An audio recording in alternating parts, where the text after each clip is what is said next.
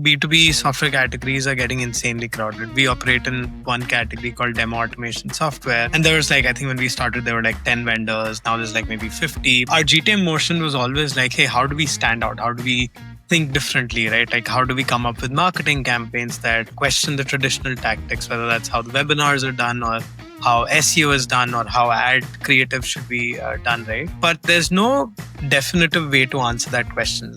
How do we stand out or how do we do things differently? Where's the path? Where do you go to?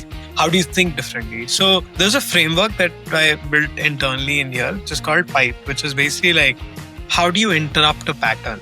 Because that's a very direction focused way to stand out or do things differently. It's basically looking for patterns in your industry and seeing where things have just been going the way it is and trying to interrupt it. One thing, for example, with the SEO that we did was traditional SEO everybody's doing, they create blog pages with the text and images and all that. And we said, okay, let's try an experiment where we're going to remove all of the text and images and we're just going to have an interactive demo in there. So it's just leveraging, finding these pattern interrupts and doing that consistently. And I feel that's been this one long campaign that's been for us at Storyline. And that's one of the reasons why our brand increased from about 7 times in just the 2 years. We grew our revenue from 2 million to 10 million plus. And we did that without any investor funding,